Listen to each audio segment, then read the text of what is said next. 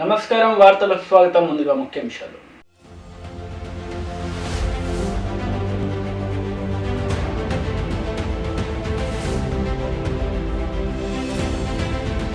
తెరాస పాలనలో సింగరేణి పరిరక్షణకు ఏం చర్యలు చేపట్టారో చెప్పాలని ప్రశ్నించిన కేంద్ర మంత్రి కిషన్ రెడ్డి. కామారెడ్డి జిల్లా రామారెడ్డి మండలం కర్ణాపూర్ గ్రామంలోని స్థానిక జాజల సురేందర్ ఎమ్మెల్యే ఆధ్వర్యంలో గ్రామంలో బీజేపీ కార్యకర్తలు 40 మంది కేసీఆర్ చేపట్టిన కార్యక్రమాలకు ఆకర్షితులై నేడు బీజేపీ నుండి టీఆర్ఎస్లో చేరారు. కామారెడ్డి జిల్లా రామారెడ్డి మండలం కన్నాపూర్ గ్రామంలో స్థానిక జాజల సురేందర్ ఎమ్మెల్యే ఆధ్వర్యంలో గ్రామంలో బీజేపీ కార్యకర్తలు 45 మంది కేసీఆర్ చేపట్టిన కార్యక్రమాలకు ఆకర్షితులై నేడు బీజేపీ నుండి టీఆర్ఎస్లో చేరడం జరిగింది. స్థానిక ఎమ్మెల్యే మాట్లాడుతూ టీఆర్ఎస్ ఎన్నో అభివృద్ధి కార్యక్రమాలు చేపడుతోందని, రైతులకు ఎల్లప్పుడూ సాయం కోసం ముందుగా ఉంటుందని, మేము కూడా ఎల్లప్పుడూ కార్యకర్తలకు అందుబాటులో ఉంటామని, టీఆర్ఎస్లో చేరిన వారికి స్వాగతం సుస్వాగతమని తెలిపి కండువాలు కప్పి ఆహ్వానించడం జరిగింది. అన్ని అభివృద్ధి కార్యక్రమాలు సకాలంలో చేస్తామని తెలియజేశారు.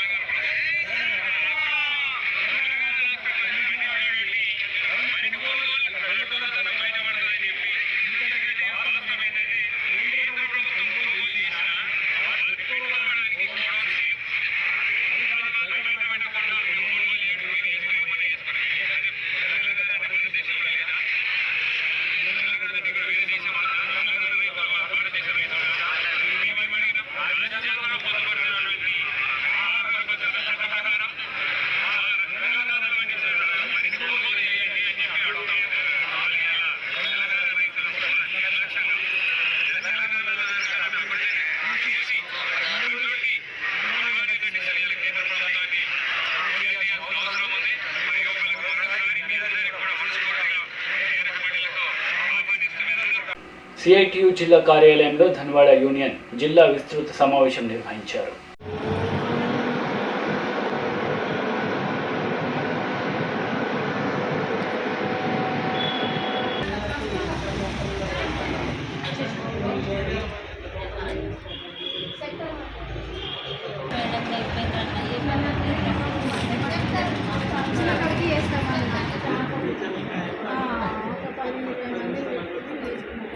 నిజామాబాద్ జిల్లా అంగన్వాడీ సిఐటియు జిల్లా కమిటీ సమావేశం జరుపుతున్నాము. ఈ సమావేశము ముఖ్య ఉద్దేశం ఏంటంటే వేసవి సెలవుల కోసము ఈ సమావేశం జరుపుతున్నాము. ఈరోజు పీడి మేడం గారికి మెమోరాండం ఇవ్వడానికి బయలుదేరుతున్నాము మేము. అట్లాగే మాకు టీఏడిఎల్ కూడా గత 4 సంవత్సరాల నుంచి రాలేవు. టీఏడిఎల్ కూడా రావాలి. ఇంటికి రైలు కూడా అర్బన్లో 6 సెంటర్లకు ఇంటికి రైలు కూడా రాలేవు. టీఏడిఎల్ రావాలని కోరుతున్నాము. ఈరోజు అంగన్వాడీ సమావేశం జిల్లా కమిటీ సమావేశం ఏర్పాటు చేసుకున్నాము. దేని గురించి అంటే ప్రతి ఒక్కరికి ఎండలు తీవ్రమవుతున్నాయి కాబట్టి అంగన్వాడీ కేంద్రాలకు వచ్చే పిల్లలు చాలా చిన్న పిల్లలు కాబట్టి అందుకోసం తప్పకుండా మే నెల మొత్తము వేసవి సెలవులు ఇవ్వాలని ప్రతి ఒక్క గర్భిణీ బాలిక చిన్నపిల్లల తల్లులు అంగన్వాడీకి ఈ ఎండల తీవ్రంగా ఉన్నందున ఇంకా ఎండలో మేము దోలేయమని అంటుంది కాబట్టి మే నెల మొత్తం కరోనా సమయంలో ఎట్లయితే పౌష్టికాలు ఇచ్చి ఇంటికి పంపించినామో అలాగనే పౌష్టికాలు మే నెల మొత్తము బాలికలకు చిన్నపిల్లలకు మరి ప్రభుత్వ బడులకు మే 23 నుంచి సెలవులు ప్రకటించింది. మరి చిన్నారుల అంగన్వాడీ కేంద్రం కాబట్టి తప్పకుండా మాకు కూడా ఈ మే నెల మొత్తం సెలవులు ప్రకటించాలని ప్రభుత్వం కోరుచున్నాము. అట్లానే మిగిలిపోయిన టీఏడీలు, కూరగాయల బిల్స్, రూమ్ రెంట్ ఇవన్నీ కూడా సకాలంలో చెల్లించాలని ప్రభుత్వాన్ని కోరుచున్నాము. బోధన్కు చెందిన మహమ్మద్ ఎజాజ్ ఖాన్ బాన్స్వాడ ఇస్లాంపూర్లో ఉంటాడని, ఇతను ఇతర వ్యక్తులకు డబ్బులు ఇచ్చి మోసపోయానని ఫిర్యాదు ఇవ్వడం జరిగిందని బోధన్ ఏసీపీ రామారావు తెలిపారు. ఈ కేసుకు సంబంధించిన వివరాలు ఏసీపీ రామారావు వెల్లడించారు.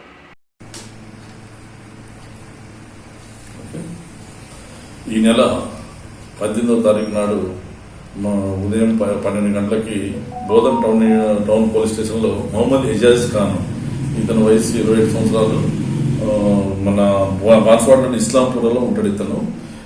ఇతని దగ్గరికి 10వ తారీఖు నాడు ఒక ఇద్దరు వ్యక్తులు, మగ వ్యక్తి అతను శివకుమార్గా పరిచయం చేసుకున్నాడు, ఆడమ రేహస్ అని. వాళ్ళిద్దరు వచ్చేసి ఇక్కడ ముతూట్ ఫైనాన్స్ ఎక్కడ ఉందని చెప్పి అడిగారు. ఆ రోజు ఆదివారం కాబట్టి ఈ రోజు ఆదివారం ఓపెన్ ఉండదు కదా అని చెప్పేశాడు అతను. కంప్లైంట్ చెప్పినందుకు ఇతను మరి ఇట్లా నా దగ్గర దుబాయ్ దిరమ్స్ ఉన్నాయి, అది 100 దిరమ్స్ ఉన్నాయి, మార్చుకోవాలి, అందుకోసం అని అంటే ఎంతకి ఉంటుందంటే ఒక దినం 1900 రూపాయలు ఉంటుంది, 1900 అంటే నేను 500 అయితే తీసుకుంటాను అని అన్నాడు అతను కంప్లైంట్. ఓకే అని చెప్పేసి ఆయన 500 రూపాయలకి 100 దిరమ్స్ ఇచ్చాడు. ఇచ్చిన తర్వాత ఇలాంటి ఇంకా నా కాడ 5 లక్షలు వాల్యూ చేసే దిరమ్స్ ఉన్నాయి కావాలని మళ్ళీ అతను అడిగాడు, శివకుమార్ అని. అడిగితే ఇతను సరే ఓకే వాళ్ళ బ్రదర్తో మాట్లాడి ఫోన్లో మాట్లాడి తర్వాత ఓకే 5 లక్షల వాల్యూ తీసుకుంటాను కాదు 2.5 లక్షలకి ఇవ్వాలన్నాడు. అన్నందుకు సరే అని ఆయన ఒప్పుకున్నాడు. ఒప్పుకున్నాక వీళ్ళు 14వ తారీఖు నాడు మన సర్బదీ కెనాల్ బోధన్ దగ్గరకు వచ్చారు. అతను తీసుకొని మన దిరమ్స్ ని ఒక బ్యాగులో పెట్టి ఆ బ్యాగు సీల్ చేసేసి ఈ దిరమ్స్ అని చెప్పి 100 దిరమ్స్ అని చెప్పేసి ఆయన తీసుకొచ్చాడు. వీళ్ళు 2.5 లక్షలు ఇచ్చారు. ఇచ్చినాక వాళ్ళు వెళ్ళిపోయారు. వెళ్ళిపోయినాక తర్వాత చూసుకుంటే అన్ని news papers cutting news papers పెట్టాడు అనమాట. అంటే ఇది ముఖ్యంగా ఏంటంటే యాక్చువల్గా 100 దిరమ్స్ అనేది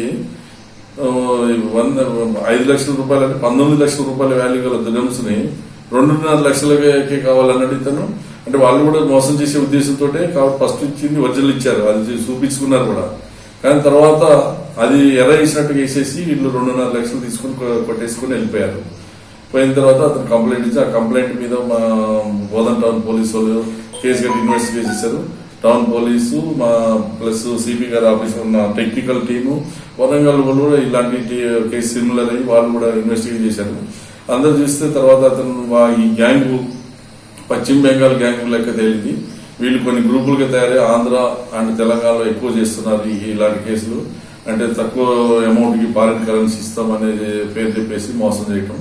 ఫస్ట్ ఇచ్చేటప్పుడు అర్హులందరికీ ఆసరా పెన్షన్లు, డబుల్ బెడ్రూమ్లు, సొంత జాగా ఉన్న వారికి ఇంటి నిర్మాణానికి 5 లక్షల రూపాయలు ఇవ్వాలని, ఇల్లు లేని పేదలకు డబుల్ బెడ్రూమ్లు ప్రభుత్వమే కట్టి ఇవ్వాలని, కొత్త రేషన్ కార్డులు ఇవ్వాలని, అన్ని రకాల ఆసరా పింఛన్లకు 5,000 రూపాయలకు పెంచి ఇవ్వాలని తదితర డిమాండ్ల సాధనకై సిపిఐ ఎంఎల్ ప్రజాపంత్ ఆధ్వర్యంలో ఈరోజు రాష్ట్ర వ్యాప్తంగా ఎమ్మెల్యే క్యాంపు కార్యాలయాలను ముట్టడించాలని రాష్ట్ర కమిటీ పిలుపునిచ్చింది. దీన్ని సాధించుకోవడం జరిగింది. తెలంగాణ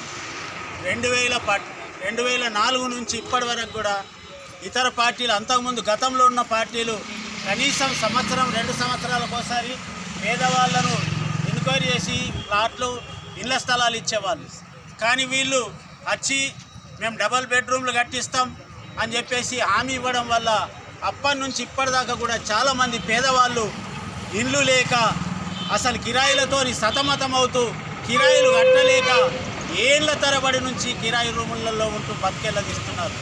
కాబట్టి ఇచ్చిన హామీని నిలబెట్టుకోలేని ప్రభుత్వాలు మరి ఇలా పేద ప్రజలకు ఎక్కడన్నా స్థలాలు ఇస్తున్నారంటే అది కూడా లేదు, డబల్ బెడ్రూమ్లు లేవు.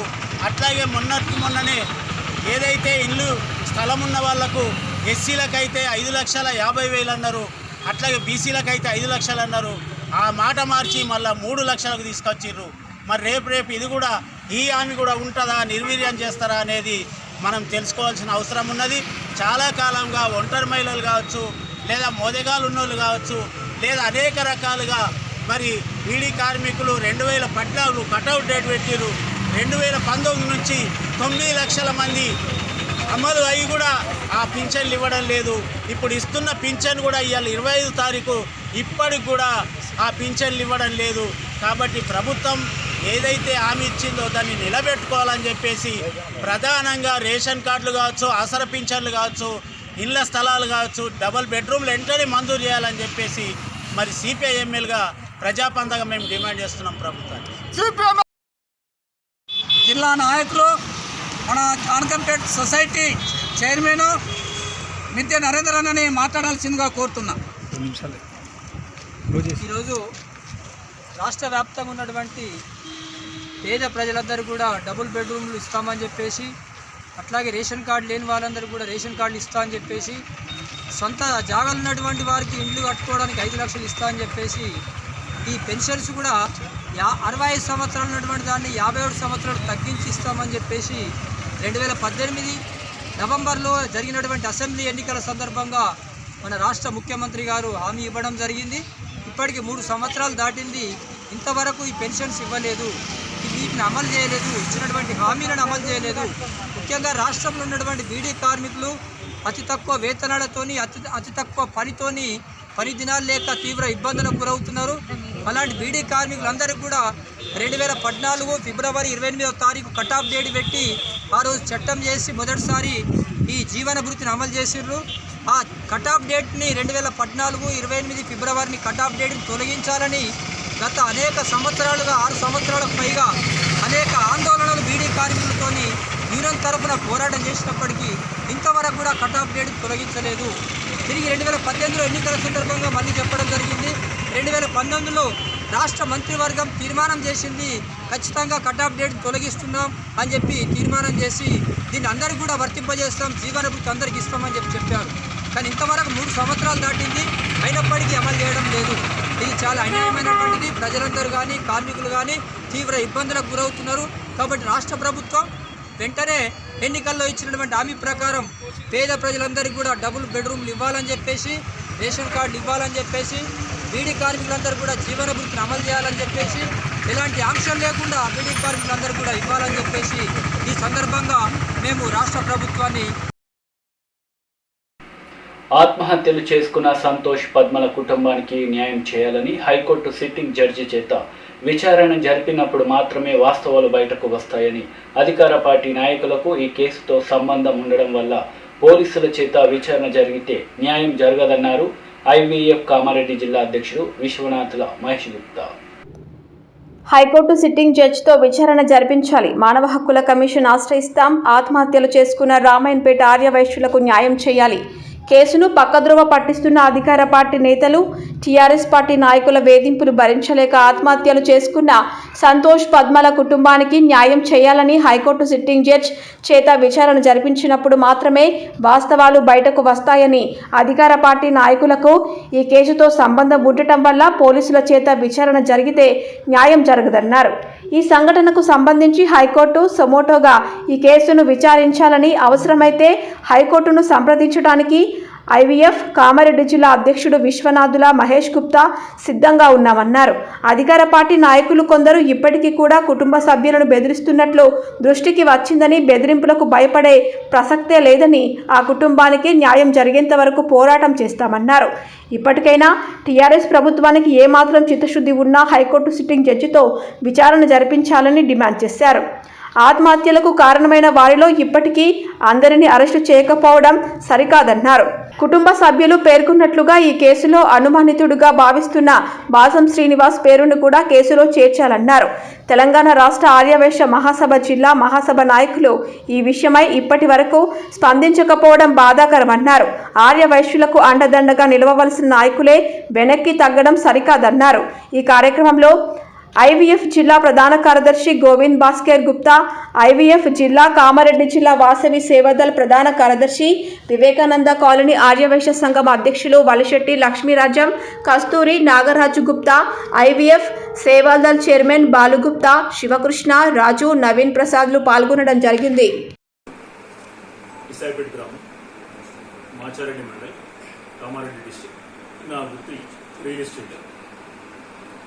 నేను రామాయణపేటలో బొబ్బ సత్యం గారు, మరియు పడకంటి సంగమేశ్వర్ అనే ఇద్దరు వ్యాపారులు నా దగ్గరికి వచ్చి వెంచర్ డెవలప్మెంట్ చేయమని కోరగా ఒక 4-5 సార్లు వచ్చి కోరగా మాకున్న అనుభవంతో మేము అక్కడ వెంచర్ డెవలప్మెంట్ చేద్దామని వారితో అగ్రిమెంట్ మ్యూచువల్ అండర్స్టాండింగ్లో కుదుర్చుకోవడం జరిగింది. 69% ల్యాండ్ ఓనర్కు, 31% ల్యాండ్ డెవలపర్గా నాకు అంగీకరించడం జరిగింది. దీంట్లో వెంచర్ను డెవలప్మెంట్ చేయగా 50% డెవలప్మెంట్ అయిన తర్వాత ఏమైనా కొద్దిగా డబ్బులు లేదా రిజిస్ట్రేషన్ చేసి ఇవ్వండి అని అడగగా మొత్తం చేసిన తర్వాతనే ఇస్తాము అగ్రిమెంట్ ప్రకారంగా, అప్పటి వరకు ఏం అడిగేది లేదు అని అన్నారు. సరే అని చెప్పేసి కంప్లీట్ వెంచర్ అంతా డెవలప్మెంట్ పూర్తి చేయడం జరిగింది. పోయి డబ్బులు అడగగా మమ్మల్ని బెదిరించి ఇయ్యము అని చెప్పేసి అన్నారు. దాంతో మేము సత్యం వాళ్ళ ఇంటికి వెళ్లి అడగగా పల్లె జితేందర్ గౌడ్ మరియు షరాబ్ యాదగిరి ఇద్దరితో నాకు ఫోన్లు చేయించి బెదిరించి మా ఇంటికి రండి మాట్లాడదామని చెప్పేసి పిలిచి నన్ను ఒక 20 మంది తాగుబోతులతో దాడి చేయడానికి ప్రయత్నం చేయగా వాళ్ళు మాకు ఆరూపకంగా బెదిరించి మాతో 31% ఉన్నటువంటి డెవలప్మెంట్ అగ్రిమెంట్ ను 21% చేసి వాళ్ళు చెప్పిన విధంగా వాళ్ళు ఒప్పుకునే విధంగా మమ్మల్ని భయభ్రాంతులకు గురి చేసి ఒప్పించారు మమ్మల్ని. దీంతో మాకు ఆ 21% ఒప్పుకున్నటువంటి డబ్బులు కూడా మాకు రాలేదు. దీని విషయమై మేము ఎస్పీ గారికి కంప్లైంట్ చేశాము, సిఐ గారికి, కలెక్టర్ గారికి, ఎస్ఐ గారికి కంప్లైంట్ చేశాము, రిటర్న్ కాపీస్ తీసుకున్నాము, వచ్చాము. ఇప్పటి వరకు ఇంకా తగు చర్య అనేది ఏమీ కూడా వాళ్ళు తీసుకోలేదు. మాకు సరైన న్యాయం కావాలని మేము కోరుతున్నాం. వీళ్ళతో మాకు ప్రాణహాని ఉన్నది. అది ముందుగా మీకు మీడియాతో మేము వినియోగించుకుంటూ మాకు న్యాయం కావాలని కోరుకుంటున్నాం. ఆదేశాల మేరకు ఎంక్వైరీ ఆఫీసర్గా సిఐ గారిని పెట్టడం జరిగింది. మేడంకు మేము ఫోన్ చేసి అడగగా మీరు సిఐ గారిని సంప్రదించండి అని చెప్పగా మేము సిఐ గారికి, రామంపేట సిఐ గారికి సంప్రదించడం జరిగింది. తను మాకు నోటీస్ ఇచ్చేసి ఐ విట్నెస్ ఎవరున్నారో వాళ్ళని ప్రొడ్యూస్ చేయండి అనగా మేము ప్రొడ్యూస్ చేశాము. దీనికి సంబంధించినటువంటి మీ దగ్గర ఎవిడెన్స్ ఏమైనా ఉంటే తీసుకురండి అంటే మేము దీనికి సైట్కి సంబంధించినటువంటి ఓ అగ్రిమెంట్ సంబంధించినటువంటి ల్యాండ్ ఓనర్ కు డెవలప్మెంట్ కు సంబంధించినటువంటి ఏవైతే ఉన్నాయో అవన్నీ కూడా ప్రూఫ్స్ మనం సిఐ గారికి అందజేయడం జరిగింది. దాని తాలూకా పేపర్స్ అండి ఇవన్నీ కూడా. ఎస్పీ గారి దగ్గర కూడా మేము పోయించిన తర్వాత బొబ్బ సత్యం, పడకంటి సంగమేశ్వర్ ఈ ఇద్దరు కూడా మళ్ళీ పోయి మా మీద ఉల్టా కంప్లైంట్ చేయడం జరిగింది. మేడం గారు మేము దానికి అడిగాము, అడిగితే మీ దగ్గర ఏమైతే ఉన్నాయో పేపర్స్ అవన్నీ తీసుకురండి అని చెప్పారు. అంటే వాళ్ళు చేసిన తప్పును లోపల దాచిపెట్టి ఉంచడం కొరకు మా మీద ఉల్టా నిందలు వేయడం జరుగుతుంది. మేమన్నాము మీరు ఎంక్వైరీ చేయండి, ఎక్కడన్నా అడగండి, తన గురించి కానీ మా గురించి కానీ, మేము అన్ని కూడా ప్రూఫ్స్ తో సహా కంప్లీట్ పేపర్స్ తో సహా మీకు ఇస్తున్నామండి మీరు అడిగిన పేపర్స్ అన్ని. ఇదే విషయం వాళ్ళను కూడా అడిగి వాళ్ళ దగ్గర ఏమైనా ప్రూఫ్స్ ఉంటే ఆ ప్రూఫ్స్ అన్ని కూడా తీసుకురామని చెప్తున్నాం. సిఐ గారికి చెప్పడం జరిగిందండి. తెరాస పాలనలో సింగరేణి పరిరక్షణకు ఏం చర్యలు చేపట్టారో చెప్పాలని కేంద్ర మంత్రి కిషన్ రెడ్డి ప్రశ్నించారు. కోల్ బ్లాక్ల విషయంలో కేసీఆర్ అసత్య ప్రచారం చేస్తున్నారని తెలిపారు. భూపాలపల్లి జిల్లా కేంద్రం సమీపంలోని కేటీకే 5వ గనిలోని కార్మికులతో సమావేశమైన కిషన్ రెడ్డి యూపీఏ హయాంలో కేసీఆర్ కేంద్ర మంత్రిగా ఉన్నప్పుడే బొగ్గు గనులను ప్రైవేట్ పరం చేశారని ఆరోపించారు. టీఆర్ఎస్ పార్టీ అధికారంలోకి వచ్చిన తర్వాత 40,000 మందికి పడిపోయింది.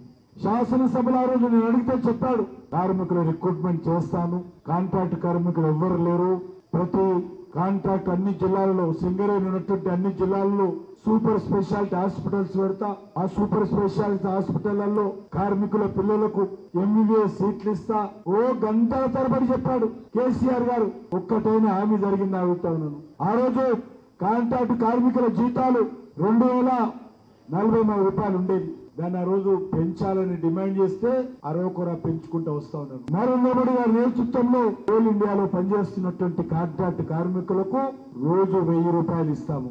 కాంగ్రెస్ పార్టీ హయాంలో మైన్స్ ఎవరు ప్రైవేట్ తీసుకున్నారో మనకు తెలుసు. 3 లక్షల కోట్లు ప్రజాధనం ఆ రోజు దుర్వినియోగం చేసి కాంగ్రెస్ పార్టీ ఆ రోజు ప్రైవేటైజేషన్ చేసినప్పుడు ఎవరున్నారు మంత్రిగా?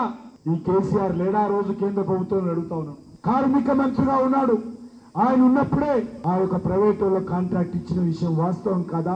భారతీయ జనతా పార్టీ ప్రభుత్వము సింగరేణి సంబంధించినటువంటి సంస్థను, ఈ బొగ్గు గనికి సంబంధించిన సంస్థను ప్రైవేటైజేషన్ చేసే సమస్య లేదు.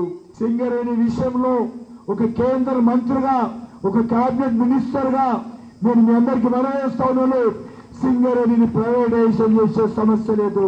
మధ్యవర్తులు చెప్పేటువంటి మాటలు నమ్మకండి. ఈ కేసీఆర్ కుటుంబం అబద్ధాలు మాట్లాడుతుంది, ఈ టీఆర్ఎస్ పార్టీ అబద్ధాలు మాట్లాడుతూ ఉంది. వార్తలు ముగించే ముందు ముఖ్యాంశాలు మరోసారి.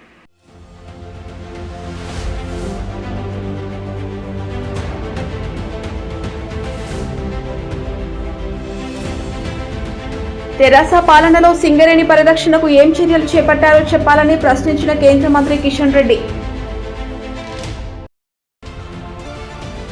ఇంతటితో సమాప్తం. తిరిగి ప్రసారమయ్యే వార్తలు మళ్ళీ కలుద్దాం. అంతవరకు సెలవు. నమస్తే.